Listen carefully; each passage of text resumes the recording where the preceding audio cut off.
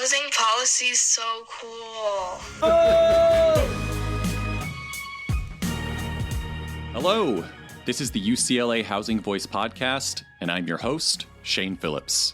This is, believe it or not, our 100th episode, nearly 5 years. Thank you, dear listener, for being a part of it. To mark the occasion, we are departing from the usual guest interview format and talking amongst ourselves, just me and my co-hosts.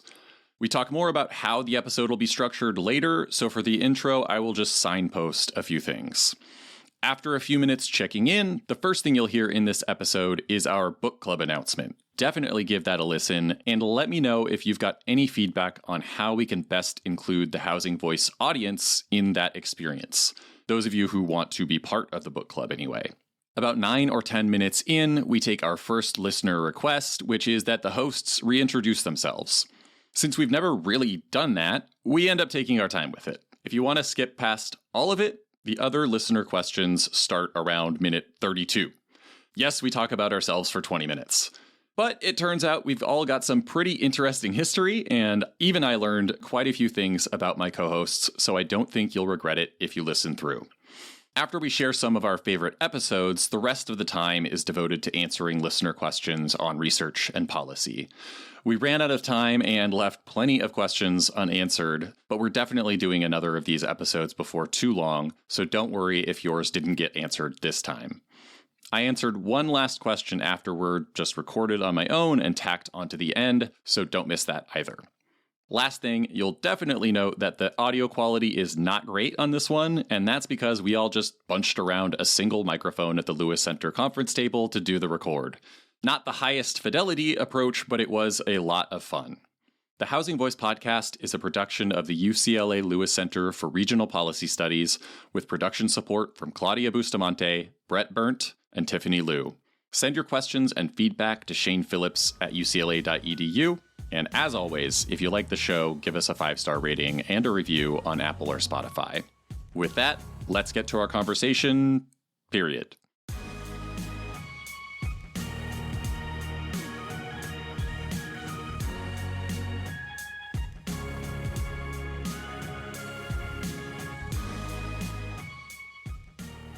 All right, let's do this. Yeah, here we go. This is episode 100.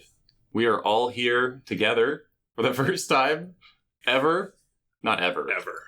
Just for the show. It's pretty rare that the four of us That's are true. in the same table. Especially in the last 2 years. Today we're together for the first time for the podcast. We've actually only done one in the past, not with us, but just with a guest, with Vineet. That went well enough. That was fun. So let's do it again. Let's do it again. Yeah. Woo! Coincidentally, Gavin Newsom just signed SB 79 today. right. How do we all feel about this? It's good. Yay. Yeah, I mean, we're supposed to be very sober and intellectual and never take sides on anything. But, I think a lot of our research and the research that we tend to consume points in the direction of SB 79 being kind of a necessary tool in the kit. So let's go. Yeah, I'm excited. Yeah. I actually think this was the last possible day he could sign bills, so he probably didn't wasn't do it for us. excited about it. He's been busy sending me emails about democracy or something. Yeah. Yeah. Well, the mayor of LA was lobbying him. Yes, to against not it. sign. Strongly against it, yeah. So after 4.5 years and publishing 100 and something hours of content, Unbelievable. we felt like we should do something special for number 100 here. It is just me and the co-hosts, Professors Mike Manville, Paavo Monkkonen, and Mike Lenz. MLM, as you are known in some circles or papers. The Density Bros, which includes Shane. That's right. And I'm here too, Shane Phillips. And we're going to turn the spotlight on ourselves a little bit, on the podcast itself, and on our listeners. So there's no research to talk about, no specific paper, no report, nothing like that. You all, the listener, have sent us a bunch of questions, and we're going to answer as many as we can in the next 90 minutes or so. So it's just an exercise in narcissism. Yes. Yeah. After 100 episodes, I think we have earned that right. We earned it. Yeah. We're like a come real on. podcast now. If you earn your narcissism, it's not a personality malfunction.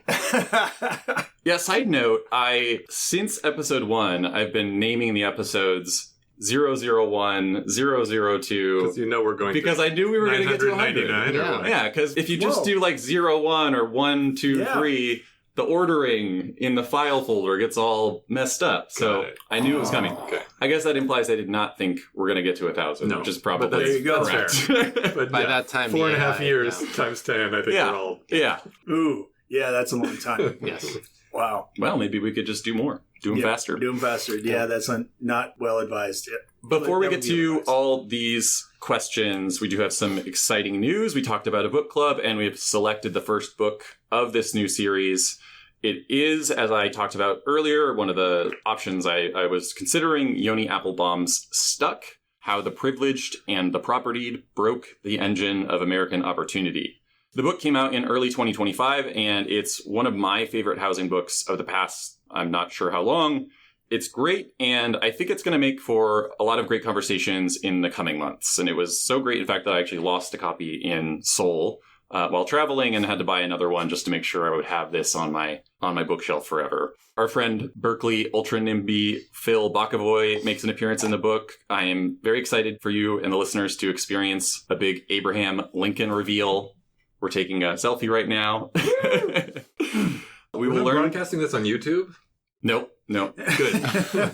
Yeah, thank God. Yeah. We will learn to love tenements and hate Edward Murray Bassett and so much more. I'm really looking forward to rereading it and getting even more out of it through conversations with you guys and with our guests. This is a book club, and that means we really want our listeners reading along with us. We're still working out the details, but the plan for now is to do 4 episodes, each covering about a quarter of the book. We will summarize it as we go, and each episode will feature a different guest joining to talk about what interested us, what we found funny or crazy or horrifying, where we may quibble with some of the conclusions, and what we think the book tells us about the world today. If this format reminds you of the 99% Invisible breakdown of The Power Broker, it should, because that was definitely an inspiration. But Stuck is only 320 pages to The Power Broker's 1,344, so we're not going to drag this out over a full year. Right now, the plan is to knock this out in about 4 months, 1 episode each month. Most exciting of all, Yoni Applebaum himself will be joining us for the final episode. That's his chance to defend himself against all the personal and professional attacks we will have lobbed at him over the previous 3 months. That's what we do. That's what we do. I had no idea we were going to launch personal attacks Oh, against him. it's happening. Don't even know the man. Yeah, I didn't tell him, but When I've got nothing, substantive to say, I just go ad hominem. Yeah. Right to the gut. Well, we are professors. Yoni is probably best known as a writer and deputy executive editor at The Atlantic, but he's also got a PhD in American history, and in my opinion, both parts of that background are really reflected in the quality of writing and historical research that went into this book. So thank you, Yoni, for being game for this. If you're on board for the club and don't already have the book, our show notes will have a link to the publisher's website. I'm sure you can also find Stuck at just about any bookstore or library. And if you're still unsure, we've also linked to an article in The Atlantic that's adapted from the book. Also, we'd really like this to be more engaging than just having you lovely listeners read along and hear what we have to say. I think, to me, the best part of a book club is that everyone gets to chime in. So to make that possible, we're looking into setting up some other venue where we can have more of a dialogue with our listeners and where our listeners can interact with each other too. One option is something like Substack, where we just create a separate post for each episode and everyone can have at it in the comments. Another is a Housing Voice subreddit, but I don't really know much about Reddit, so I may need a guide if we decide to do that. Seems like a big lift. A third option is Discord. Again, that's a little messy. I'm not sure about it. I'm leaning towards Substack because it could also be a place we host a newsletter or other things like that in the future. But definitely reach out to me, email me, or message me on Blue Sky or LinkedIn if you've got feedback on these ideas or have any different ones. And I should say that this is not intended just for the book club. The idea is that we would have a thread for every episode in the future so people can chat and ask questions, and that dialogue can be just a permanent resource for the future. Any questions, doctors? What about just like a email list where we all reply all a lot? I mean, we're old professors now, so that's Oh, My God. analog. Pass. I have a landline with an answering machine, and if anyone just has thoughts about the book, they can leave a message. Well, the sending a voice memo could be an idea. Yeah. I mean, that actually does work. We could at least play people's recordings. I've seen that done before. Okay, so let's get on to some listener questions. First up on Blue Sky, Hannah wrote asking us to reintroduce ourselves as part of this mailbag episode, which seemed like a pretty good place to start. I'm sure a lot of new listeners start with the most recent episode and work back from there. That's usually what I do when I discover something new. So they might have no idea who we are. Hannah's question implies that we must have introduced ourselves thoroughly at some earlier time, and I'm not actually sure that's true. I would say it's been more like a very, very, very long audiobook where you have to learn about the characters in bits and drabs through these oblique references to past work and earlier conversations. So, this might be a chance to fix that a little bit. Mm-hmm. I think first we will go around the room and each quickly sketch out our education, relevant work history, research interests, boring stuff, but maybe important for anyone worried we don't have any business talking about housing policy or research. After a few minutes of that, tell us something that's actually interesting about your background. We will go in order from dumbest to smartest. Me first, so you guys get to figure out who goes next. So, I grew up in Washington State, got my bachelor's from the University of Washington, came to LA to get my master's degree in urban planning at USC. I actually applied to and was accepted into the public administration program because I had never actually done anything in urban planning in any way. And I was worried about finding jobs outside the field if I ended up hating it. I was pretty lucky, though, because USC had just gotten a giant gift from Saul Price, founder of Price Club, later merged into Costco. So I and many others got a full tuition scholarship that let me add a master's in urban planning free of charge. Like a lot of people in the field, I came to urban planning through an interest in transportation, but by the time I was starting at USC, I'd really started getting a lot more into housing and land use. And I think that was partly out of a growing recognition, again, that many people come to, that effective land use planning is sort of a foundation of effective transportation and access to opportunity and upward mobility and environmental protection and on and on and on. But I think I was also drawn to it because it felt more contested than other areas of urban planning. And I think I've learned that I like doing the work of convincing people. So anyway, my first year at USC, I interned for Los Angeles council member Jose Huizar, who's now serving 13 years in federal prison on 2 counts of racketeering and tax evasion. Pretty good. I'm laughing, so I didn't even see that coming. I didn't know about that. I didn't know about that either. I didn't even earn minimum wage, for the record. Although he does curiously drive a very nice car. I was wondering about that. I mean, I make money now, not legally. My second year, I worked part-time for a small consulting firm and did some development advisory stuff, barely, but also managed the nonprofit behind the downtown LA streetcar advocacy, which I then managed full-time for a little over a year after graduating. After that, I was hired as Director of Public Policy at Central City Association, which is a member-based advocacy organization focused on downtown LA. This was 2017, and I should say by this point, I'd been writing at my blog, Better Institutions, for about 5 years. And I think that, more than anything, I can credit for my hiring at CCA, just based on the stuff I was writing. It was very downtown focused. I was living in downtown at the time. CCA was a really great job in many ways, and I got to work not just on housing, but transportation and parks and energy and many other things. But it was ultimately my job to advocate on behalf of our members, not necessarily what I personally believed in. And over time, those two things moved further and further apart. Mm-hmm. And so this position at UCLA opened up at really just the right time, since I was looking for a role where the face I presented to the public actually reflected my own views and where I had a bit more autonomy to decide what kinds of projects I'd work on. I'd also already knew the three of you, I think probably in person a little bit, but definitely by reputation. I remember not long before I'd had a lunch with Pavo and Juan trying to convince me to apply to the doctoral program, which I never did. Right. And we hung out with Alex Fish once, too. Was that before or after? Right. I don't know when that was. It was a while ago. Hung out with that guy multiple times. Yeah. We're buddies. Yeah. And we, I feel like you were much more famous than we were then and now, and now you're more famous than us because of the podcast. Then you were more famous than us because of Housing Twitter and your, I think, fairly large role there. Yeah, you guys are just too busy to be out in public, huh? Yeah, we're not that interested. Yeah, that might have something to do with it. Yeah. I have a whole bunch of things I also wrote down here about my book, but this is just too much. And so I will say I have a book called The Affordable City.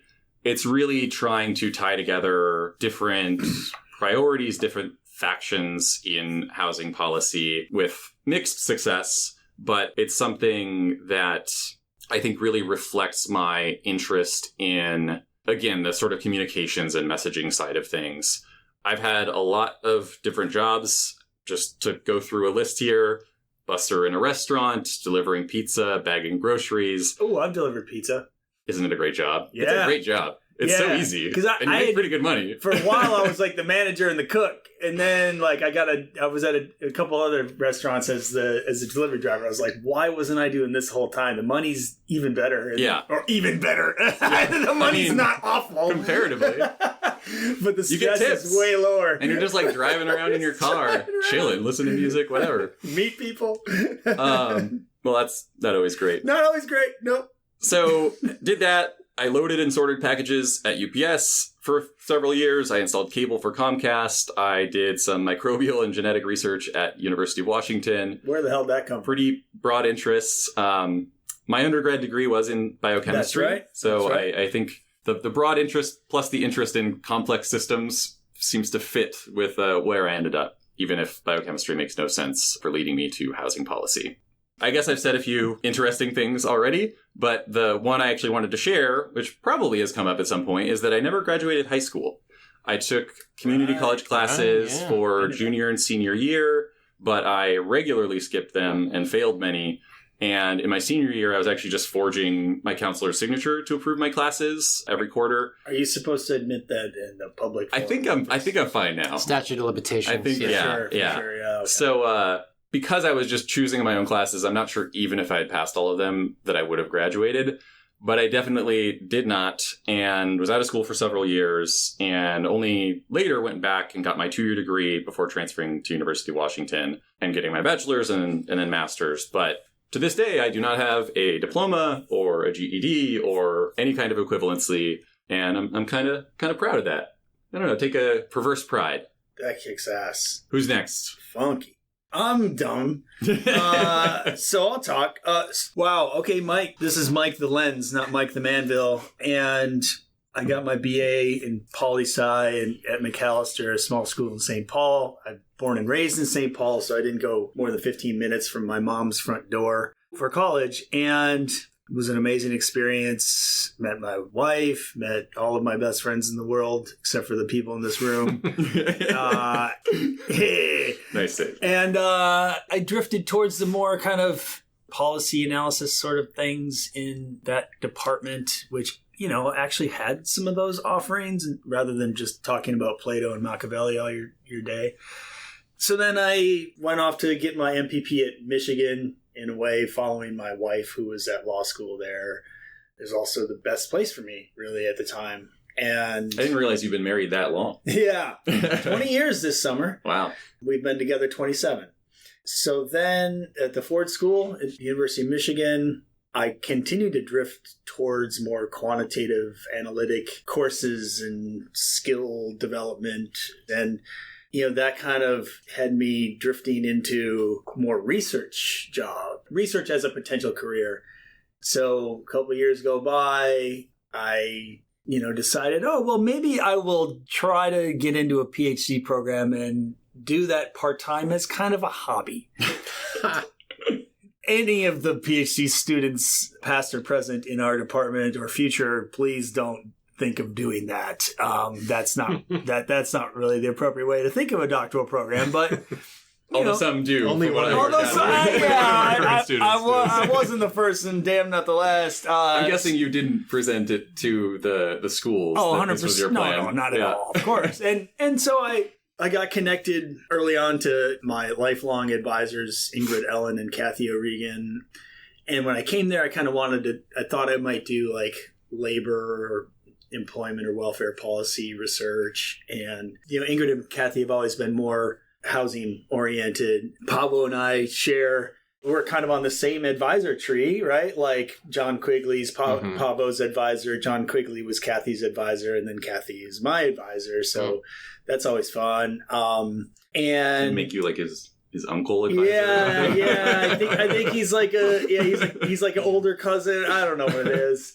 And so the more and more I started spending time with them, the more I was like, oh, well, housing policy really merges a lot of my interests. It's this study of why people live where they live. So thinking about issues of segregation, how cities are either ways that we can kind of overcome inequalities or exacerbate inequalities.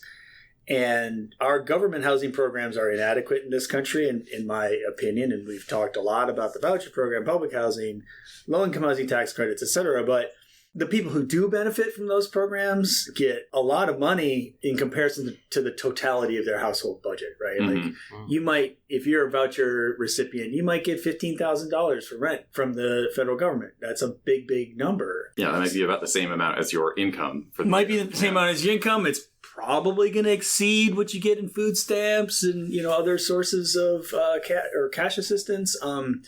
So it's big stuff. And my love of cities and space and kind of interest in segregation merged with this government role really kind of sparked something for me. And on segregation, is it Minneapolis, St. Paul that's the most segregated, or am I thinking of Milwaukee? Okay. Milwaukee, yeah.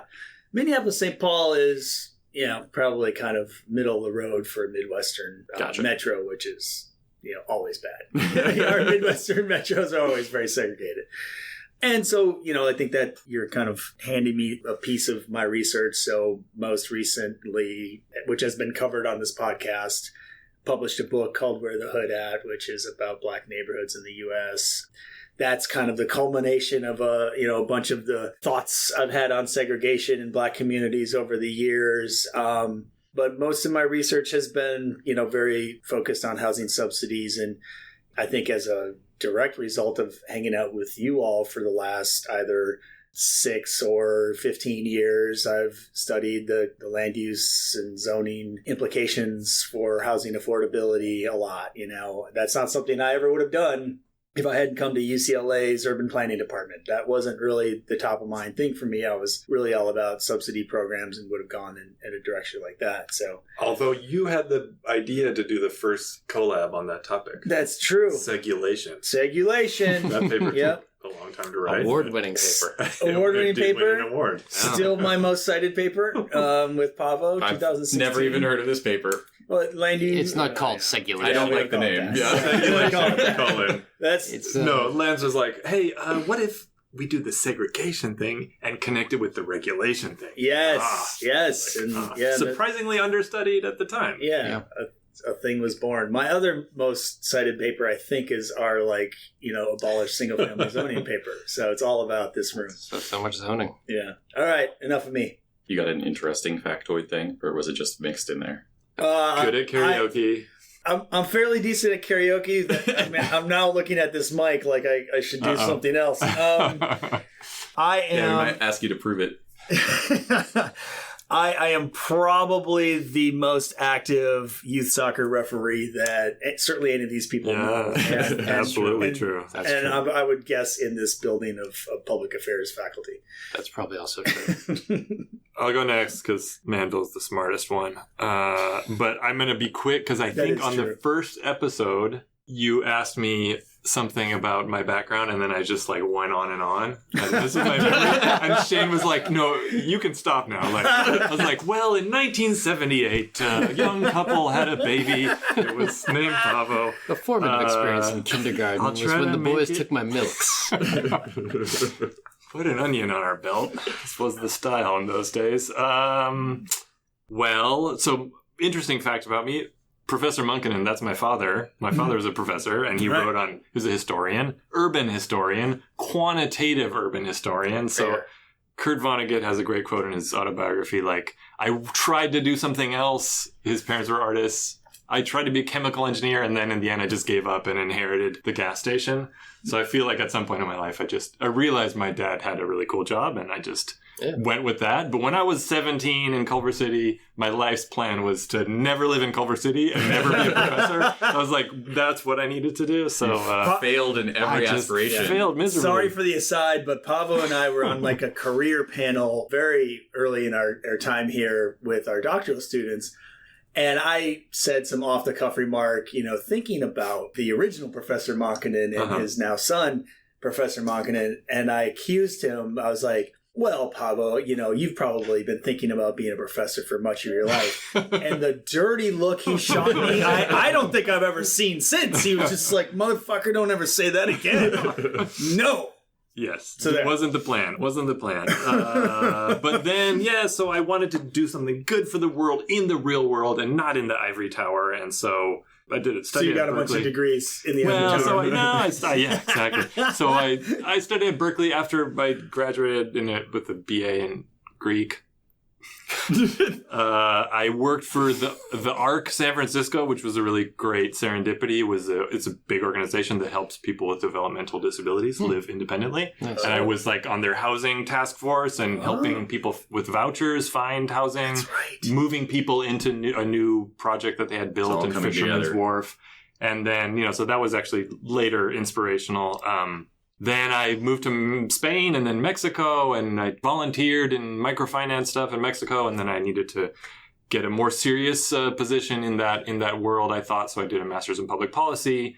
And during my summer internship, I learned about this possibility of being a professor and also influencing the world. And so I thought maybe I could do that because I had met some professors at Berkeley that like consulted a lot and helped write laws in Albania and do all these like real world things. And I'm like, this urban planning thing, maybe I could combine flexibility in job life and schedule as well as having an impact. So I want to break in quick on when you said Mexico. So you also met your wife in college. I did not. You did not.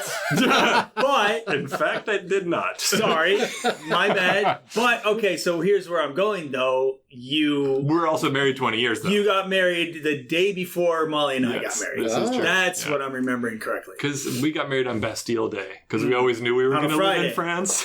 Yeah. There you go. Yeah. Yeah. Foreshadowing. I met my wife in Mexico while I was teaching English there. Yep. We met at a party. And now you're a professor. I'm a professor. Fast forward. Everything's great. Yeah, just so quickly to wrap up. Worked with John Quigley and David Dell, my PhD. They were great advisors. Quigley got me into regulation, land use regulation and housing affordability research. And then my main interest was like living abroad, working abroad, doing research abroad. And so I worked in Mexico and Hong Kong and recently France. And, I love being a professor. It's great to learn stuff. I mean, I think that's why we can get to it later. The podcast has been fun because it gives us an excuse to learn stuff. Yeah. It's efficient. I got nothing interesting. I never delivered pizza. I worked at the Chicken Roaster restaurant. That's good. And one time the Stone Temple Pilots came in and bought some. 90s kids, 90s teenagers know. STP. Did you finish the fact that you boomeranged back to Culver City like on your childhood? Yeah, so I guess, So that's been a really beneficial thing about this job is I ended up moving back to Culver City because my mom was still there. But then I got to use my professional knowledge of zoning and these other things to influence local politics at a very micro scale. Yeah, and we won't disclose his current address. Well, people already know from our interview with Jesse. He's in Santa Monica. Across the street from Lincoln Middle School. All right. Mike Manville. Here comes the smartest. The smartest. The best writer in the room. Okay. Oh, God. Yeah. So I grew up outside. He's going to explain why. No. I grew up outside Boston. I went to Holy Cross College, which is in Worcester, which is right in the middle of Boston. Which is always right neck and neck with Macalester in the liberal arts rankings. Is it really? In the middle of Massachusetts. Yeah, in the middle of Massachusetts. Not Boston. No. That's right. It's in the middle of Massachusetts. Sorry, and now I'm being advised not to move because otherwise I always make noise during these podcasts because I fidget too much. I went to Holy Cross, graduated. I had a degree in history. I became a newspaper reporter. I worked for a few small newspapers, and then for like a year and a half or so, I worked for a newspaper on Nantucket Island, which is off the coast of Massachusetts. And that's kind of where I got interested in planning because Nantucket's its own little microcosm. Yeah. It has All the goods have to be bought either by air or boat. It's 30 miles offshore. There was a lot of land use controversies because it has a lot of rich people who show up in the summer. And in the winter, you can rent or even not even rent, just live for free in a large mansion because someone's not there. And then in the summer, you scramble around because that mansion is reoccupied by somebody from Greenwich or being rented for $2,000 a day or something like that. Anyway, I got interested in that. The newspaper sort of went out of business. And I picked up a job with the island's Economic Development Commission. I helped write Nantucket's comprehensive plan. That got me interested in planning. I feel like living and working in Nantucket would make me not ever want to do planning. Oh, man. Yeah. Yeah. I'm surprised that you were like, this is cool. I like this. Yeah, I did like it. I mean, I didn't have to do a lot of interaction with the public, which helped. That's key. Yeah. That's key, yeah. Did the plan say protect single-family neighborhoods in it? It must have. Yeah, I mean, there's, how much multifamily housing was on it. Yeah, maybe maybe it didn't need to. Very little. I mean, there was some, and there was a lot of subdivision of single-family homes into legal and illegal units. That's kind of where I lived. But there was not a lot of multifamily housing. There probably still isn't. The whole island is a historic district. Anyway, that's neither here nor there. Somehow, then I kicked around for a while trying to do freelance writing. I lived in Savannah, Georgia for a while. Then I was back up in Massachusetts. And then I went to graduate school. I came here to UCLA for a master's degree and a PhD. I worked with my advisor, Don Shoup, who got me into the study of regulation. After graduating and doing a postdoc, I spent 5 years at Cornell, and then I came back here. And interesting thing, I guess, is that I was hired here to be a transportation person.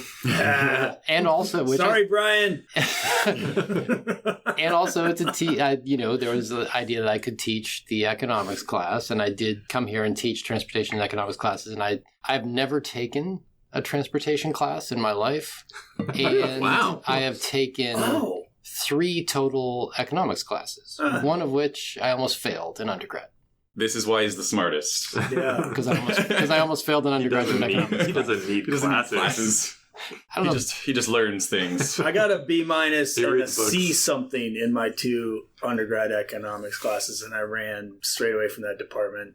And then, of course, MPP and, PhD in public policy time, I had to go through all of that again. Oh, I got a fun one. I took econ with, I think Michael Stoll taught it here in the public policy department. Oh, okay. And I really impressed the instructor because I knew the Greek origin of the word economics. Finally, his bachelor's degree is paying off. It paid off. We've been talking about ourselves for a half hour. That's So, what we're doing. This is highly embarrassing. We're going to put a disclaimer on the... we're going to talk about ourselves a little more here. Quickly. I see it in the notes. This is just we've been doing this for a long time. What are your favorite episodes that you have been involved in? I know Mike has some things written down, so maybe you can go first. You don't have to explain all of them. And then we have a few if you clips want. queued up from each one, right? We'll do that in all post. of them, Shane. Yeah, You've selected we got that. Quotables. I got you. Yeah, I mean, I think I want to start with Andre Perry. That conversation was, I think,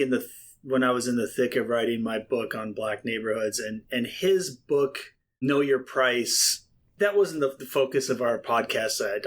We were talking. Actually, it was. No, it wasn't Know just Your this Price? research. We did read the book. Yep. Oh, you're because I remember It's so we asked memorable. about his childhood, which is how he starts the book. 100%. My bad. Yeah. And so that book, I read that when I was on sabbatical in London and starting the book, and there were so many connections between his book and what I was trying to do, and I told him straight up, I lifted so many of his recommendations from that book that he also talked about kind of, in the community land trusts and other kind of community-based development sort of schemes, public-private partnerships, things like that. I lifted a lot of that from him. And so that was really exciting.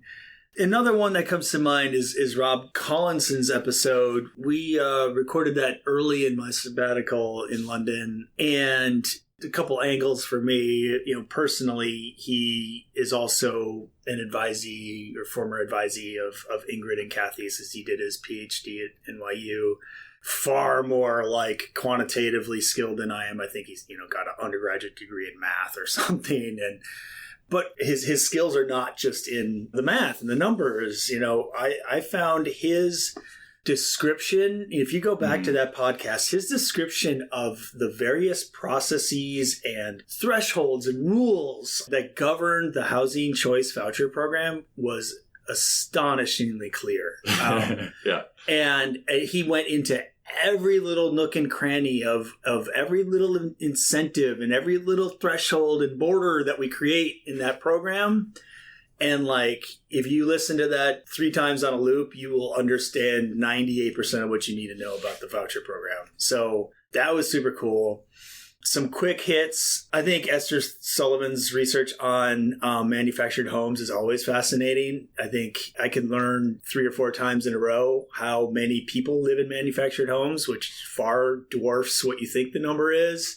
And also just some of the regulatory weirdness of manufactured homes and the different kind of legalities, I think, really come to mind. Tim Aubrey, I got to lead with the accent. There was a steady stream of A's, coming from Canada. Super Canadian. He was super Canadian, and of course, he was super nice. And I talk about the At Home Chez Soi program. What's that mean, Pavo? At home. I was like, what do you mean, dude? At home. At home at your home. At home, your home? At home, your home? Whatever. And it's such a clear test of, or at least if we lead with housing in our response to homelessness, how do we know it works? Or does it work better than some other things? And I think the At Home Chez Soi, At Home, oui, baguette, test is really, really convincing to me. Prentice Dantzler are good friends. And, I think it's our conversation, Prentice and I don't really talk shop that much. We hang out at conferences and, talk about life. And then Shane starts peppering him with questions. And he's giving all these high-level answers. And it's like, oh, my friend's smart. Yeah, it's like, bro, I didn't know you could do that, man. That's cool. So that was just, fun on that level. And then, finally, Elizabeth Delmel. We were both on sabbatical at that time. She was in the Netherlands, and I was in London. So Shane was disadvantaged on the time zone count for once on that situation. But, she's got some... I used her work a lot in my book on on neighborhood trajectories. That wasn't really the focus of our conversation that day. It was more about gentrification and I think real investments and stuff. But she's a very careful researcher and, a good person to talk to on a pod and in life. So yeah, all of those are my favorite. I'll go just in case this steals from anyone else, because I'm just going to limit myself to the first 25 episodes or so, because I've been involved in all of them and it's too many to pick from. And as I said, there's probably people who have started listening recently and haven't made their way through the back catalog. And so highlighting some ones that stood out might make some sense. First one is Kathy O'Regan, episode 4. This was our first non-UCLA guest. And I think it was the first time I felt like maybe we could actually make this podcast into a real thing. It was just a very, I don't know, it felt like a real conversation. It was not just an interview. She's always got such a great amount of energy, right? Yeah. And there was just a lot of heart in that conversation, I feel like. The episode, not that there wasn't with you guys. Heartless. Cold-blooded. Our episode with Minji, I think because it's one of those topics that you think, or I think, is really important, but it feels like no one else was really paying attention to. And that was our chance to really shine a spotlight on it. And I felt like we all did a good job of that. The episode with Lewis Thomas on family-friendly housing in Vancouver, BC, really just totally changed my mind about how you make an urban neighborhood welcoming to families and what really matters. I agree. And I mean, I had even thought actually the housing doesn't matter that much. And I still think it's kind of oversold, as though if you just build a bunch of 3-bedroom apartments, you're going to get families. But he had such interesting insights about the amenities on site, how having all the families on one floor so their kids can run around in the hallway, just stuff like that. A lot of things stuck with me. The conversation with Jiro Yoshida was my first really non-superficial exposure to Japanese housing policy, and it's just spurred an ongoing interest in how they do things there. And I've been to Japan twice since then. I will go back many times, I'm sure. It was also, I think, the first time we had like a really big sustained jump in listeners. So clearly a lot of other people found it interesting. And the last set is 3 episodes we did in a row with Beth Shin on interventions for family homelessness. I think that might have also been the first episode we did on a randomized controlled trial. Mm-hmm. Adam Millard-Ball on how building more parking causes more driving and car ownership. And then Michael Hankinson on how electing city councils by district instead of at large is associated with reduced housing production. Yeah. I just felt like these were all very different, but very important topics. The studies were all very persuasive, and all 3 were really great communicators. Last thing I'll say is just, I want to comment on the series we've done. Pathways Home was really fun to do on homelessness. Road Scholars, I got to take a step back, but it was cool to just bring in some new topics. And with our ongoing incentive series, it's been fun to really immerse ourselves in a specific topic. And in both cases, it's like we start out with a plan and then start reading things, doing more research, and then realize like, oh, there's like 6 more episodes I could do on this topic. And we're in the midst of that right now with building standards and codes. And we'll see where we go. Yeah, I mean, I think all of the episodes I've been involved in. Wait, which ones didn't you like? I tend to just have these adjectives that I don't mean. All the episodes I've been involved in, I've enjoyed.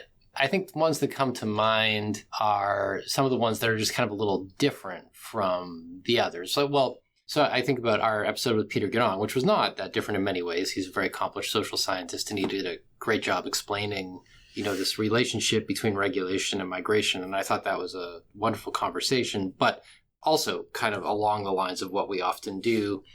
But I've been the co-host on a couple of history episodes, too, that I thought were really interesting. So Todd Mickney coming on to talk about his research on redlining, I thought that was great. Judge Glock talking about the origins of the federal intervention in mortgage markets, I thought was really interesting. Interesting both because it was substantively really interesting, and also it was, kind of something completely different. Mm-hmm. Yeah, I echo the sentiment of, using these to learn new things and, also hang out with friends. I've enjoyed being able to reconnect with people that I shared educational pathways with, like Kristen Perkins or Jackie Begley. Those were fun to record. But other fun ones, the one with Hayden Shelby was great about Thailand's Ban Mang Kong program, just because I feel like I thought it was a paper that I had read, but this forced me to think about it even more and ask follow-up questions in a way like you get a much deeper understanding of the research. I also, with Magda Maui, we talked about the SRU law in France, and then that inspired a collaboration actually. Finally finished this paper we worked on for a long time about comparing French right to housing policies to U.S. fair housing policies. And then maybe... I mean, you were just in France for 2 years as well. Like, do you think you would have ended up there regardless? Or maybe not. Housing policy voice changed my life. Housing what? Housing policy voice. We meant to announce the new name of our podcast is the Housing Policy Voice. It's whatever Pavo wants it to be. The new name is just Duncan. So those were all great. Also, Dinora Gonzalez talking about Mexican suburbanization stuff. Good stuff. Traveling around the world through the podcast. Oh yeah, on the history, the conversation with Akira Drake Rodriguez was really memorable to me as well. Not only because it was a great conversation, but also we had a U.S. Senator's staff reach out to us after that one and ask, like, can you put us in contact with her? And that was the first time I was like, who listens to this show? Yeah. And also, how does someone in a Senate office not know how to contact a professor on their own? I imagine it's just, give us a warm introduction kind of thing. But who knows? Yeah. There's the cynical and We don't have many resources. We're trying to find Ivy League professor. Let me Google that for you. All right, so enough on the podcast itself. Let's actually answer some listener questions about policy and planning stuff. Daniel M. has a question about the urban planning deep state, which is how Pavo categorized this, not the terminology that Daniel used. He asks, is anyone doing any research on the role of planners in delaying, weakening, or otherwise stymieing zoning reform internally?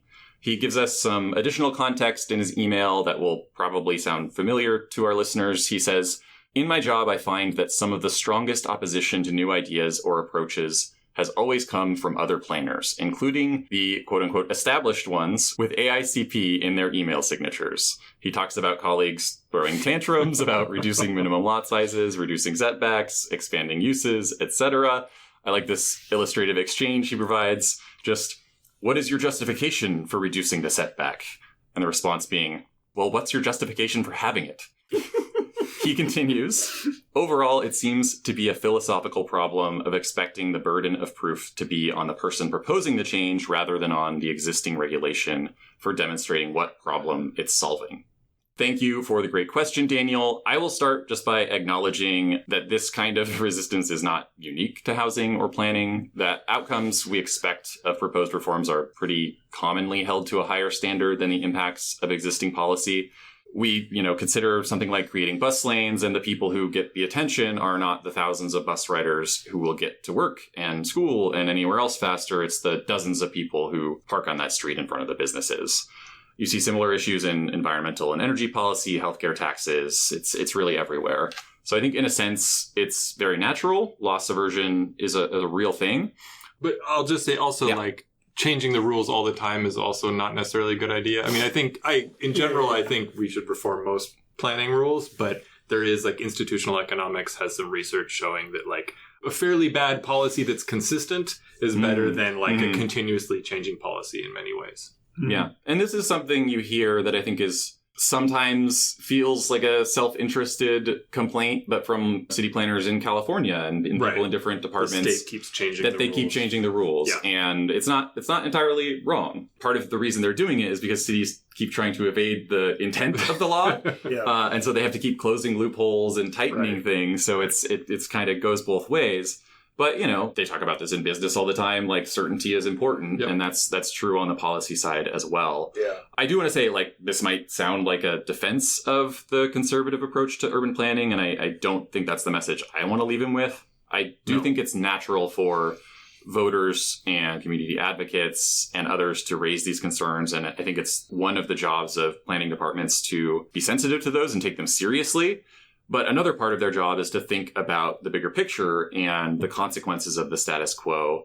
And I think that's something that planners have almost a unique vantage point for being able to do and see where the current trajectory is taking us and have some sense of the levers they could pull to change course. So it's perfectly natural to have concerns with this or that reform, but planners in particular and policymakers and elected officials, if they're raising these concerns, they should be coming up with alternatives or complementary reforms to address them, not just kind of throwing out the what about, what if, here's why we can't do it, and just stopping the conversation there. Anyone else? Yeah, I mean, it's funny because if you think about the 60s and 70s dream of advocacy planning, it envisioned planners as this deep state, but for progressive change for the benefit of the poor. And so I think those planners exist for sure. And so there's also planners working to not necessarily do what the city council wants, but in a good way. I have seen in a city that I won't name, but it rhymes with Schmover Schmitty. Some deep state planning trying to not make reforms that the council wanted to make. So I think it's a super interesting area of research that someone should study because I don't know any research on it. I mean, probably it's been studied to some extent, but maybe not recently. I've never seen any of it related to planning departments, and I think the concern is kind of what's been said so far. There's an omission bias, right, which is to say that changes to the status quo always receive more scrutiny than the status quo itself. And so if you propose eliminating setbacks, people wonder about what's going to happen as a result of that. And nobody wonders, what it means to have setbacks because we've had them for a long time. It's also just an artifact of kind of civil service protection. That if you have people who come up having been trained and acclimated in one era of planning, elected officials can change and people's views of the conventional wisdom can change and the civil servants don't change. And so there's going to be an older generation, I'm generalizing here a little bit, an older generation of bureaucrats that are resistant to whatever those changes are, and they're in a position to slow things down. And so one caution I always have about how do we clear these people out is that in Washington, D.C. right now, we see one of the answers, which is just you remove civil service protection and start firing people. And that gets you a civil service that's more amenable to the political moment, but I think a lot of us look at what's happening in Washington and don't actually particularly like that. Yeah. Yes. In terms of studies of this, there's more study of this in transportation. Transportation has a really divided deep state with younger, again, I'm generalizing a little bit, younger people coming up, working in large transportation agencies who have been trained maybe in planning programs and bumping into older, more established planners and bureaucrats who are trained as engineers and who are maybe still more likely to think we got to widen ourselves some highways. Amy Lee, who just finished a postdoc here at UCLA and is now back at UC Davis, and some of her colleagues have written a fair amount about the, for lack of a better way of putting it, the Caltrans deep state, and how high-ranking civil servants in Caltrans have been deeply resistant to California's efforts to not widen highways anymore, move away from a focus on automobiles, and this has spilled over into the news. A prominent Caltrans political appointee was fired last summer, 2 summers ago, because she tried to blow the whistle on a bunch of Caltrans officials secretly widening a highway. It's hard to secretly widen a highway, but they disguised it as maintenance, and then we're going to add a lane while they were repaving it. Right? Behavior of addicts. And so she blew the whistle, and there was a little civil war, and then she was out the door. And so this stuff does happen. Rather than the people who did the bad thing going out the door. When the civil war starts, you never know who's going to win. That's one reason not to have wars. And one of many. But the difficulty, as you can imagine from a research perspective, is getting these people to talk. Yeah. So it definitely happens. And I think there's a lot of, beyond people's particular opinions about zoning, there's just structural factors at work, right? It's just like, you've been there a long time and no one can make you leave, and you've got your opinions. This is how universities run too. Yeah. And especially if the rules are very complicated and you're the one that knows them. Yeah, there's some leverage there, you know? Yeah, even if your views are problematic in some way, causing some issues or out of step, you probably do have just this institutional knowledge that nonetheless makes you valuable in important ways. That's exactly right, which is that in many large institutions, the value you have is your knowledge. And if everything changes, you run the risk of becoming less valuable, and it's human nature to resist that. The more complicated the bureaucracy, the system, the more valuable that person is too, actually. Yes. Which is maybe a reason to simplify things somewhat. Rodney L. has a question about the endless debate over prioritizing market rate or social housing. He says, many supply skeptics argue that it would be a better use of resources and political capital to advocate for social housing instead of focusing on reforms that would free up the private market to build more housing and lower costs. Policies like upzoning, ending parking minimums, allowing point access blocks, etc. However, I assume that these same reforms would also make it cheaper for social housing developers to build housing, and therefore to build more units for less money.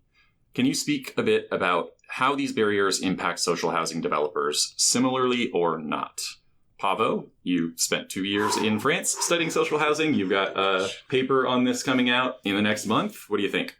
I think why not both? I mean, I don't think it's like a false dichotomy to say we should do one or the other. Like, the limitation on social housing, or even the way we do affordable housing, subsidized affordable housing in the U.S., is money, and it's not zoning, right? So zoning is a separate thing from money. In France, social housing landlords don't have a special pathway that they use to build things. Yeah. And I don't think that happens anywhere in Europe. There is some increased collaboration with local governments in a way that private developers don't have. But yeah, I think it's definitely like a false dichotomy with people that are skeptical of market rate housing in general, usually. And yeah, I mean, I think one thing that I don't have a good evidence on yet, but I think is true also, it's interesting. There's a crowding out effect with social housing production and market rate housing production. There's some good research by Guillaume Chapelle in France about how social housing projects, since they're a slightly lower density than private projects would have been, like maybe even more than 1-to-1 replacement of what would have been built otherwise. So that's like a downside for the private real estate development. On the other hand, you know, these big social housing associations can lobby for standardization, and they can do these, mass production things in a way that, like, there is a lobby for infill housing in a way that we don't have in the U.S. I mean, that's something that's come up in the political conversations here, where we have, like, in these incentive conversations, where, like, the single family sprawl developers have a powerful lobby in California, but the multifamily ones don't. And nationally, they have the National Association of Home Builders, but there's no real equivalent, at least in terms of power here in the U.S. Yeah, so for multifamily. Yes, and housing policy.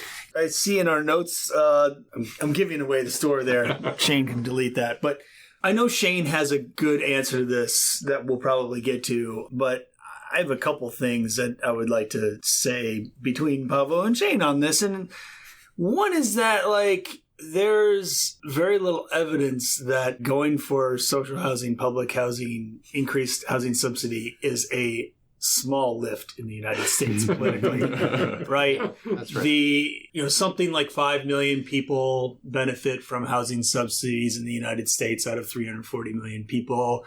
I think that might be 5 million households. 5 million households. Thank you. Out of 5 million households. 150 million households or whatever. Thank you. Still an infinitesimally Doesn't really small change share. The much percent is very low in the single digits. And then it's a small minority of people that have low incomes that live in subsidized housing. Like, this country is very, very, very, very far away from a robust social safety net when it comes to housing. And so this idea that, like, we should shift our, political capital from market rate housing or upzoning or whatever to housing subsidies just strikes me as not really reading the situation in this country very well. The recent Elmendorf Okolobija Null paper provides actually very interesting evidence on exactly that point, which you could say on the one hand they show that you're wrong, but then on the other hand they show that you're right. Because they ask people what kinds of housing policies they want. Mm-hmm. And people definitely, in the vacuum, people prefer spend money on below market rate housing, spend money on vouchers. They also prefer rent control, get the Wall Street investors, all those much more than pro-housing in general, zoning reform stuff. Yeah. But then once you ask them to weigh that as a trade-off between other things the government could be spending money on, it changes completely. So in a vacuum, it's people will say yes, I support it. But then you say okay, but you're going to have to pay some more taxes. Then they're going to say, no, I don't support it. And the zoning reform stuff is free. So and even if they support more taxes, it's would you rather that housing stuff or healthcare stuff or any number of other things? It's not top of line. Yeah, and the weird thing is you've got this, near universal or very high share of the population that hates developers, hates development, and hates upzoning and all that sort of stuff. But most of them are not super into fighting against that when it's not happening near them so much. Mm-hmm. And then are they going to fight an increase in taxes for housing that's going to happen really far away from them possibly? Absolutely. If you're raising my taxes in Los Angeles and a bunch of that money's, going to Arkansas or Detroit or New York City for people's housing needs, you are going to fight that. You answer in surveys that you want, the poor to have nice things, and then until you have to pay for it. Yeah. Sorry, Mendel. I would say it's not so much that they would fight that because they probably just wouldn't be aware of it. It's that they wouldn't object when some political entrepreneur in Washington cut it. Yeah. And that's the story of public housing in the United States, is just that it's always on the chopping block when the government changes hands. Mm-hmm. It's a pariah for the Republican Party. It has been for a long time. It's socialist housing to them. And so the risk is that even if you succeed, you have some sort of progressive majority in Congress and you push through a big public housing program, you run the risk of turning the people you put into that housing into political footballs within 4 years. And that is part of the history of American public housing. You come out of the Great Society, and then what happens? All the federal money, well, not all, but a lot of the federal money is stripped away from that housing. 1974 moratorium on public housing. Moratorium on public housing. That really has not been lifted since. Not been lifted. And also, perhaps even more importantly, operating subsidies slashed, right? Yeah. And so the housing that people are in becomes lower and lower quality, despite the fact that they might be, working hard on their own to sort of keep their own units up. And so you can't fall into this trap of sort of looking at the reality of market rate housing and all the warts that come with it. There's construction in your neighborhood and maybe it's ugly or whatever, and then comparing it to this idealized version of public housing, which imagines that we live in social housing, Mike. Whatever. If we call it social housing, everybody will like it. Everybody will like it, but also pay for it. will be, Sweden circa 1978 were just like, the government's never going to change. We're all going to just keep pouring money into it. And that's not the country we have. Right? I mean, it's just like you do run this big risk that like one election, people talk about, well, you don't want to subject people to the whims of the market. Well, true, maybe, but you also don't want to subject them to the whims of our incredibly polarized political system. That's a good phrase. Could the state of California be... See, that's what I wanted to get into. Is I just think like the state of California, you need the federal government to fund this stuff. Like, there's no other entity that has the resources. And even if you could get a lot of money in California, you have to loan out so much at a time. You can't have a deficit in the state government. And so you can't just lend out a bunch of money for tens of billions of dollars worth of construction, which is what you would need, which means you're going to have to get it from the federal government. And most of the social housing need is in places like Los Angeles and New York and, Seattle, et cetera, San Francisco, that have really created this problem for themselves. And so you're asking all these other parts of the country to now send a bunch of money to the most expensive cities in the country to build housing for poor people. Yeah. And like, I want that housing to be built, but that is not a political winner. It wasn't 12 years ago. It's certainly not now. We should clarify here. It's a political winner in California to waste a bunch of money. Like, the state of California is building, in quotes, a high-speed rail system. We're 15 years in, we've laid 0 miles of track, and we're pushing $100 billion in costs. So, like, we are willing to waste money. But that is not a good endorsement. Like, so the answer is no, California cannot build this. California can't build anything. Yeah, we're going to have to do a lot to prove that that's the case. And the idea... There's an occasional libertarian amongst us in here. I mean, just I don't think you have to be a libertarian to think California can't build anything. Just if you want to learn about a country that's roughly the size of California, that does a diverse, mixed country that has a system that actually works, you should check out the Lewis Center's website. There's a report dropping shortly about France, which I think is... I mean, it offers an interesting way to do it.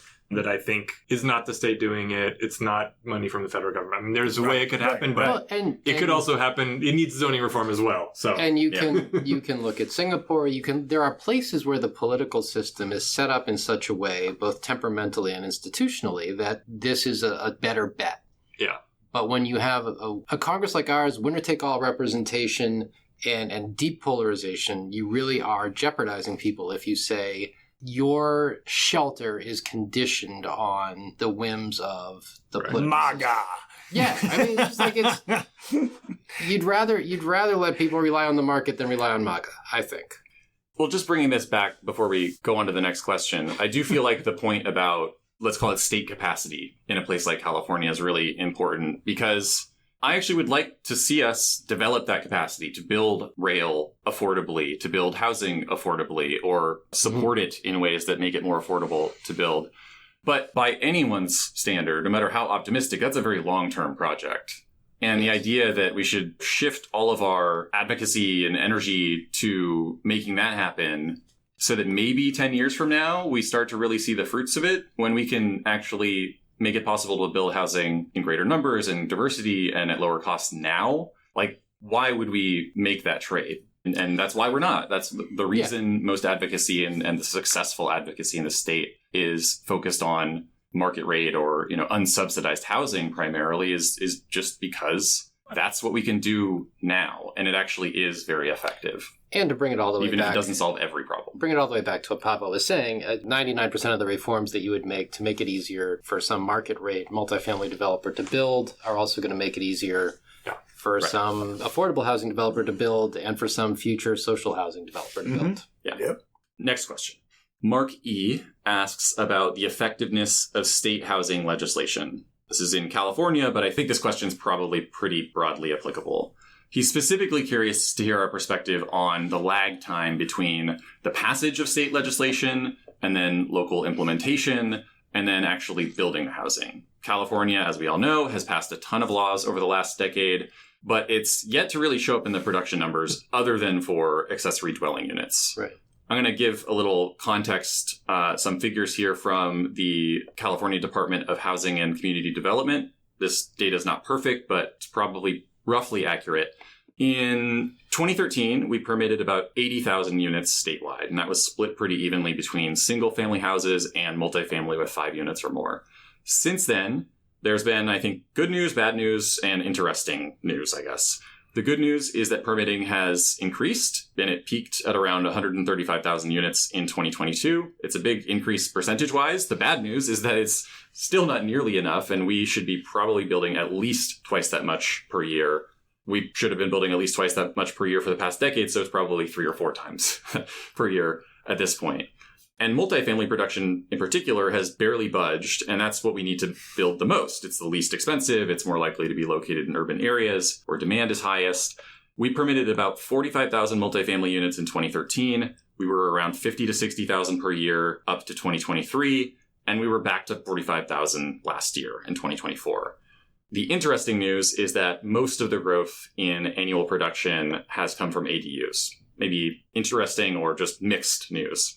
We permitted fewer than 1,500 a year before 2017, 5,000 in 2017, 9,000 in 2018, and it has kept on growing steadily and hit 30,000 in 2024. So I think that's something of a success story and maybe has some lessons for us. But I'm going to have one of you guys jump in and talk about this. You know, I think this is partly a question of like direct intervention in the way of various ADU laws, or even SB 9 just says cities, you know, have to allow these kinds of homes to be built, versus planning mandates that say you have to plan for some amount of housing and create the zoning and, you know, setbacks and development standards and whatever else to make that possible. Pablo, you have done a lot. Yeah, I just texted Aaron Burrell to see if he can give me an estimate of total rezoned units through the planning mandate system. Yeah, well, I was involved with the intense debate over how to allocate growth targets in Southern California 4 years ago, and then all the housing elements were passed, and then just now things are finally being rezoned. And then Aaron emailed me that overlay rezones have been invalidated by an appellate court in California recently because of lawsuit in Redondo Beach. So the planning mandate thing happens really, really slow. I mean, the other way around is the more preemptive approach, which also happens really slow unless the law is written well, right? So the ADU thing happened after 40 years of the state trying to force the locals to change. So, I mean, I don't think there's necessarily a priori better way to do it. It's just like the details. I don't know. The thing about preemption is that it's probably the best way to get to what we want in many instances, which is not to say it's good or like that you're going to be super impressed by it. If you look at theories around preemption, just in general, right, they work best when you're trying to resolve a coordination problem rather than a cooperation problem. Which is to say that if everybody kind of agrees that we want to do something, but we just can't coordinate, preemption's great. And so the famous example in economics is Thomas Schelling's example of how the NFL came to adopt a helmet mandate. You know, all these hockey players were skating around and they all knew that they were at huge risk of head injury because they weren't wearing helmets, but they also all knew that if they were the only people to put a helmet on, they would lose a little bit of peripheral vision, right, and be at a competitive disadvantage. And so nobody wore a helmet. And I thought it was just a bunch of tough guy stuff. No, they did polls of the players. They're like, we all want to wear helmets, but we're all afraid that if we wear helmets, disadvantage. So this is the perfect case for preemption, where the NHL just stepped in and said everybody wears a helmet. Yeah, and so then everybody loses the same competitive advantage. Right. We've seen that recently with like schools, with phones in schools, where you poll students, they're like, I would love to just have to put my phone away, but I don't want to be the only kid in class or in school who has no phone. Right? Yeah. And so, and even more so is that their parents want that for them, right? That's the real implementer in many ways. Once you get a more of a cooperation problem where people are sort of, some of them actively don't want what the preemption is, then you introduce these principal agent issues where, yes, the law's passed and now we're looking for ways to avoid oversight. And that's much more what you have with some of these local governments. And again, it's not unique to land use. In the 1990s, the citizens of California passed a law saying where we are right now, the University of California could not use race in admissions or hiring. And I think it's pretty much an open secret that the University of California has tried ever since to not obey that law, right? I mean, the UC pretty much said as soon as it was passed, we're going to try and get around this. And they have been able to some extent, because they're the implementers. And it's very hard for the state to oversee it. The same thing plays out with land use preemption, right? You can say, hey, you got to plan for this, or you got to make sure this is going to be legal. But cities just have a lot of different ways to try and shade or cut corners or whatever. And what happens is you have to take many bites at the apple if you really want to do it. And that's, what happened with ADUs. This is another case where, another law that just passed or was signed by the governor, I think today or recently, was on third-party permit review, where if cities took too long to review a permit or a project that's being built or whatever, then the developer can hire a third party to do that review and certify everything. And so it's trying to tackle like one little part of one thing at a time that cities can throw up as obstacles to building the housing that the state is telling them that they have to do. Right. I mean, the upshot of this is just it's very hard to tell a bunch of people to do something that they just don't want to do. Is there good news here? This sounds like a recent new father speaking. Wow. I have a very cooperative young child, but that I don't. They're not young anymore. They were never cooperative. Yeah, but I think that's the issue, right? And it doesn't make it less important. It doesn't make preemption not the best tool we have, but you should have reasonable expectations around it. If you talk to people in Huntington Beach or Santa Monica or something, you rapidly understand that just because the state says they have to do something, they're not going to roll over. Right. Yeah. And it's funny, I got a very lawyerly fun fact maybe you'll enjoy. Nick Morantz, friend of the pod, said it's technically not preemption, a lot of what the state of California has done, because like with the ADU law, it's saying you guys have to make an ordinance that meets these characteristics. It's not like a state ordinance. Right. Whereas maybe in Massachusetts, it is a state law coming in over the local. Is that 403B? No, 40B. 40B, yeah. Where did I get the 3? It's a very nitpicky thing. That must be the legal definition, because what I think of preemption is just like you, the city government, cannot make a law that makes this illegal. Mm-hmm. Right? That would, at least in the dictionary definition. Right. But Nick is an attorney, so I'll take his word for it. Right. I don't know if this is the last word here. I just keep being an optimist about this kind of stuff. First, I do think that, with all of these important caveats about how many carrots and sticks you can actually use effectively at cities, like, their behavior is likely to change, to some extent. Some of it is just like an ADU becomes legal and there's really not much you can do about it. Some of it is, eventually like more and more upzoning happens in more and more places because the state is just like staring you in the face, right? And I'm an optimist in the sense that I think that once we already have a lot of these new rules and laws baked into the system, and it's always very hard to unbake them out of the system, right? And, I think the worst that can happen, and this is certainly on the table, is that there is a much more effective backlash to what we have out there. And in part, that backlash becomes powerful because people get fed up with the problem not being solved. We still have homelessness. We still have extremely high housing costs for way too many people. And all this energy and all this yapping that we've done to make it better isn't working. And then people get mad. And I think the most obvious place where you see this tension is like Proposition HHH in Los Angeles, where we have spent billions of dollars on, or $1.2 billion on expediting permanent supportive housing projects. And everybody looks around and says, but visible homelessness is worse than it's ever been. And then we say, never again. But this, our voters just last November, said, let's keep doing it. I mean, I think that's a great point. And I think back in the sort of the arena of the state house and everything, I mean, I'm also fairly optimistic about it. I think Mike's right that the rosy take on this, which I don't think is unrealistic, is like, well, you start to get some ADUs, you start to get some small apartment buildings, and then people start to chill out a little bit. Yeah. Right. Mm-hmm. And so the norm actually changes. Yeah. It's like, right now some of that opposition is built on this norm in some of these cities that we don't want any kind of multifamily development. And then it starts to come in and people see that the sky doesn't fall, and then the norm shifts, and then the law actually becomes more effective in part because it's less necessary.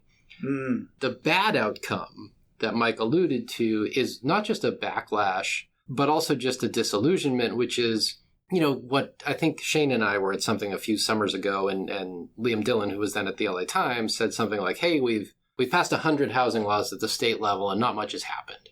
And I think that's true, but that's also just an artifact of both how hard it is to get a good law passed and the incentives that legislators have. Like, if housing becomes the thing up in Sacramento, everybody wants to have done a housing bill. Yeah. And some of these housing bills just don't do very much, but they get through. Yeah. And then the ones that are big swings that are sort of like, well, this would probably change a lot, they either don't get through or they get really watered down. And so SB 9 is a great example. The SB 9 could have turned into it's sort of just become a quiet nothing burger, but it really could have turned there were 15 new housing units built last year because of SB 9. So a quiet nothing burger. But, someone could have taken that and just said, like, well, look, we, quote unquote, ended single family zoning in California and nothing happened. Right. And so this shows that state preemption, it doesn't do anything. And I think the danger is that you have these watered down state bills come through and they don't do much. And then people start to think that local zoning isn't really a problem. Yeah. My optimistic take is just that it comes from our conversation with Eleanor West, actually, just learning the history of reform in New Zealand, just how long it took and how from the outside it looked like suddenly everything was changing in 2016 and onward, but they had started having these conversations a decade earlier. And it took a long time for things to really break through in the same way as it took 40 years for ADU laws to break through before one actually really started making a difference. And I think we're on a much faster timeline here, but it's just not something, you never fix this problem in a matter of just a few years, especially a problem that's been 50 plus years in the making. Yeah. Update from Aaron Burrell. For 400 jurisdictions, Table B rezoned units, 1.9 million units. But most of it's from Los Angeles and San Francisco. Removing those, we get 478,000 rezoned space for rezoned units, and then how much of that actually gets built and when. I mean, then that took 3 years to actually get written into the book. So by the 8-year period of the housing element cycle, we'll probably have built a couple hundred units because of it. And it really matters how those are distributed across particular parcels. Absolutely. And so it really is a tough question. I think this will be our last listener question about just research stuff. And since we had road scholars, did some transportation things, I think it makes sense to bring some transportation things in here. Yeah. And these things definitely have relevance to land use. They affect how we plan our cities. Who cares about land use? Exactly. We're going back to, we're satisfying Brian. Right. We're doing what you were brought to UCLA to do, talk about transportation. Will P. had 2 questions. I'm not sure we're going to get to both. We'll just start with the first one and see where we end up. He sent these questions a while back. So actually the policies that were just proposed at the time he was writing have already gone into effect, but they're still interesting and they're questions I've asked of Mike in the past. The question we're going to ask Will's is about congestion pricing. Will says that New York City's congestion pricing program was not paired with increased train and bus service or active transportation investment, at least to the same degree as in London, for example, another city that's had congestion pricing for a while. He worried that this might be America's one shot at congestion pricing and that things could backfire if we make driving a lot more expensive without giving people viable alternatives. So, Mike, I'm going to turn this over to you, but just to narrow this question maybe a little bit, or I guess open it up. My impression from this side of the country is that New York City's congestion pricing program has been pretty much an unqualified success, but it has a transit system that really has no peer in North America. So viable alternatives are going to be a lot less of a problem there than they are just about anywhere else. So maybe you can respond to this question with second and third tier transit systems also in mind, places like Chicago, Boston, San Francisco, Los Angeles. Yeah, I think LA is like a 4th tier transit system. I'm too hard on LA's transit system. Yeah. But it's because I use it. So, yeah, there's a couple ways to look at what happened in New York. And Shane's right that if the fear is that this is going to trigger a backlash, it turns out to be pretty popular. And that's in line with what we see with congestion pricing systems around the world, which is that before they come in, there's a lot of opposition to them. And then that usually swings to majority support. And they stay that way. I think from an economic perspective, the concern people like me have about New York's congestion pricing system isn't that it's unpopular or that people don't have alternatives, because we're talking about Manhattan. Mm-hmm. I'm sure there are some people who live very far out and have no choice or feel like they have no choice but to drive into Manhattan. But you're talking about a tiny share of overall travelers into that area. And the people traveling by car into Manhattan on average are far wealthier than the people using transit. And so they're best able to afford it in the vast tend majority to be of very cases. well off, in part because New York just doesn't have a lot of parking either. So you're already prepared to spend a lot of money if you're coming over a bridge or through a tunnel to go into Manhattan. So that the marginal $12 or whatever it is isn't huge compared to what you're already spending. The concern that an economist might have with New York City's congestion program is just that it's so crude and that it really is oriented so blatantly around revenue rather than an actual transportation goal. That ideally a congestion pricing system is designed to make the city's roads work better as opposed to just depressing car traffic. Because at a certain point, you don't really want the streets of Manhattan to get too uncongested, because then all of a sudden you have fast vehicle traffic on the streets of Manhattan, and Manhattan is not highways. It's, it's streets that people cross and that have crisscross traffic and so forth. That's one reason London invested so heavily after its cordon toll was put in place and in shrinking its street network, shrinking the width of its streets and putting in speed bumps. You just had dangerous levels of speed. And so that leads me to talk about the rest of the U.S., which of course doesn't have New York's subway system and doesn't have even New York's bus fleet. We shouldn't, in the rest of the country, get focused on cordon tolls. There's very few downtowns in the United States that rival New York's. There's very few subway systems. And anyway, it's a very... Cordon toll is just like you pick a neighborhood or an island. The cordon like toll is what London... Entering triggers it. Yeah. That's what London, it's what Stockholm, it's what New York has It's not done. about like specific roads being tolled. It's just if you enter on any road, you're paying that. You drive across this boundary, you're going to pay. What we should think about in the rest of the country is pricing our freeways. That's where most of the delay is going to be. And if you get rid of delay on the freeways, you're going to pull traffic off surface streets onto those freeways because they're working better. And so you're going to make the surface streets work better as well. And most of all, you don't end up with this difficult trade-off between congestion and dangerous levels of speed on streets where you have bicyclists and pedestrians and so forth. That the great benefit of a freeway is that it's unambiguously a road designed to move vehicles at high speed. So that's where you want to price. You want to pull the cars onto those freeways, and that lets you take steps in the rest of your city to make those streets more livable for multimodal traffic that is going to intersect with each other. As someone who now drives regularly to San Diego and Orange County, or my wife does the same with our younger son for soccer games, I love toll roads. I, admittedly have some money for toll roads. It's okay for our budget. I love toll roads. Yeah. And, with respect to the alternatives and the price and things like that, politically, it always helps to be able to say we have a great transit system. But it just isn't the case that you need to have a viable alternative before you price an important piece of public network infrastructure. The only way I can get electricity in my house is from LADWP. The only way I can get water in my house is from LADWP. Both of those are metered. I don't run outside, and neither do any of my neighbors, saying you can't charge me for my electricity because you didn't set up an alternative electricity system. We all just use a little bit less fucking electricity when it's expensive. And you can do the same with driving. It's a very foreign idea because we've never priced it. Mm-hmm. But you can do it.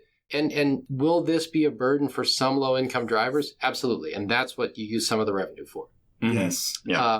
We can design programs. We can design programs to do that for people of the middle class, people above the middle class. The one observation I would make is that the typical American spends substantially more on their automobile than is absolutely necessary to safely convey them and their family around. Yes. 100%. And at a certain point on the margin, most of those families might be willing to spend a little bit less on the car in order to set aside some money to ensure that they don't have traffic congestion. Right. Mm-hmm. So spend money on the car, or spend less money on the car and more money on the road. Yeah. And then you have a better trip. Yeah. Well said. Well, we ran out of time and everyone had to run off to meetings, and we had plenty of questions left over, so I guess we'll just have to do another listener question episode before too long. I also didn't get to ask my last question of Pavo and the mics. What I wanted to do was hear everyone's reflections about being a part of UCLA Housing Voice, especially what those three get out of the show as co-hosts.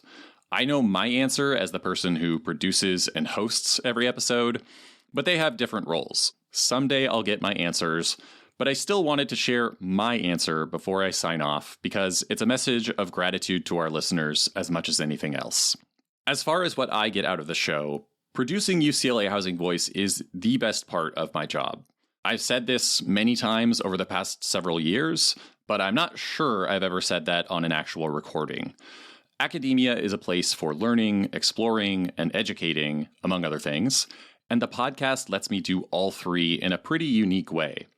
Anyone who's got a PhD after their name has read many more studies and articles than I have, but I'd hazard a guess that very few people have read as many papers as carefully as I do for this show.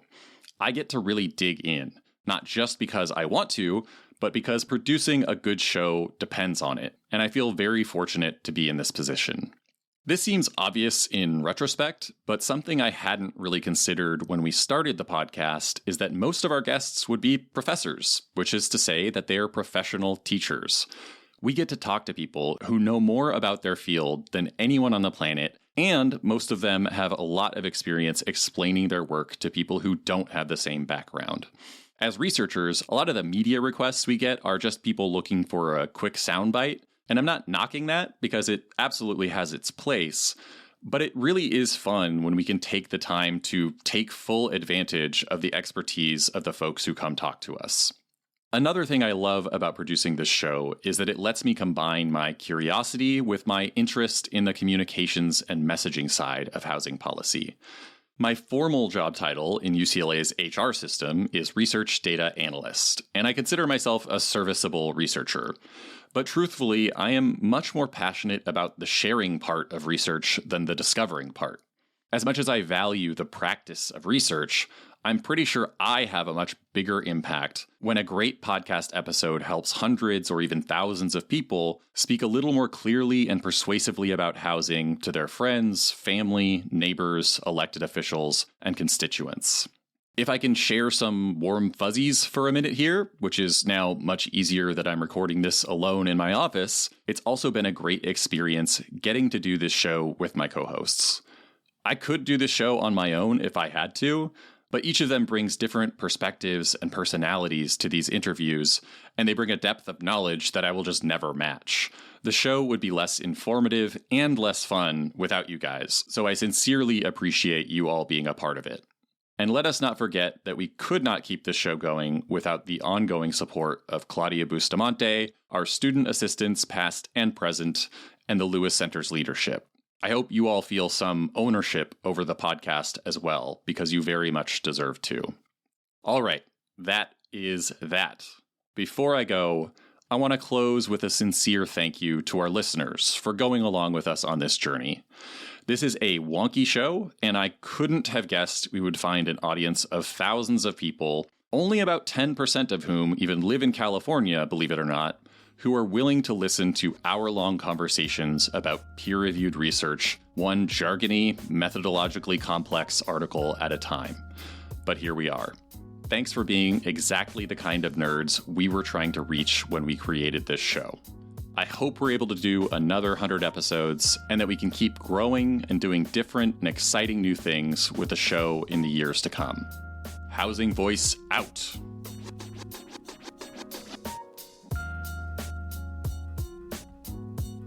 The Lewis Center's website is lewis.ucla.edu. Show notes and a transcript of the interview are there too. The UCLA Lewis Center is on the socials. I'm there at Shane D. Phillips. Lens is MC_Lens. Pavo is El Pavo. And Manville is Michael Manville 6. Thanks for listening. See you for the next 100. Housing policy is so boring. Can that just be Listener, you decide. Can that just be how the podcast ends? Yeah, we could do it.